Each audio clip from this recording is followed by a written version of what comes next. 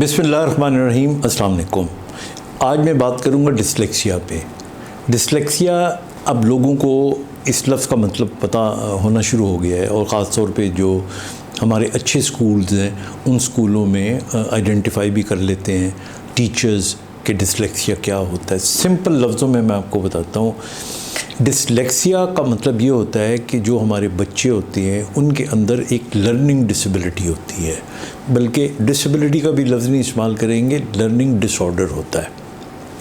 یہ بچے جو ہیں یہ جب کوئی لفظ پڑھتے ہیں تو اس کا جو پروناؤنس کرتے ہیں وہ بعض اوقات بالکل عام لوگوں کی طرح نہیں ہوتا، وہ ڈیفرنٹ ہو سکتا ہے. اسی طرح ان کو ریڈنگ کرتے ہوئے جو بول کے ریڈنگ کرنی ہوتی ہے اس کے اندر پرابلم ہو سکتا ہے. یہ سلو ہو سکتے ہیں.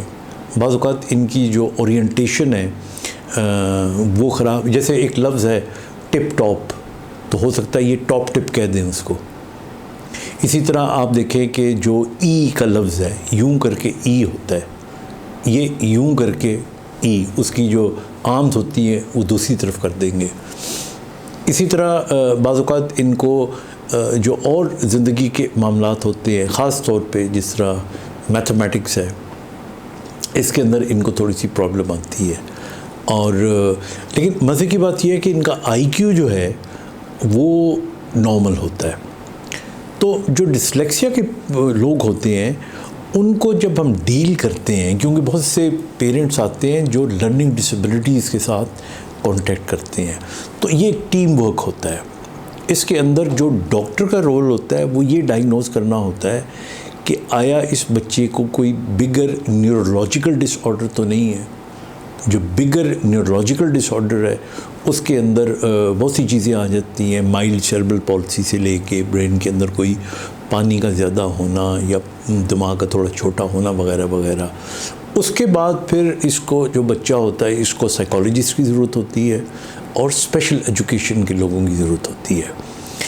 لیکن ایک بات جو بڑی امپورٹنٹ میں آپ کو بتانا چاہ رہا ہوں وہ یہ ہے کہ جو ڈسلیکسک بچے ہوتے ہیں یہ 90% تو وقت کے ساتھ خود ہی ٹھیک ہو جاتے ہیں. You don't have to really be so much word about the treatment.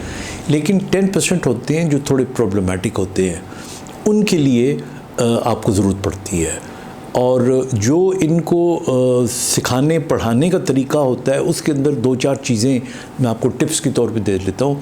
مثلاً ان کو جب آپ کوئی جملے سکھائیں تو لمبے سینٹنسز نہیں ہونے چاہیے، چھوٹے سینٹنس ہونے چاہیے، کیونکہ ان کے اندر اگین لائک ملٹی ٹاسکنگ جو ہوتی ہے وہ کمزور ہوتی ہے. ان کی جو کوآرڈینیشن برین کے اندر ہوتی ہے وہ تھوڑی سلو ہوتی ہے یا ہو سکتی ہے. اور اسی طرح ان کو آپ جس ماحول میں پڑھائیں اس میں ڈسٹریکشن نہیں ہونی چاہیے، وہاں پہ ان کا فوکس اچھا ہونا چاہیے. اگر وہاں پہ شور شرابہ ہوگا تو یہ ڈسٹریکٹ ہوں گے.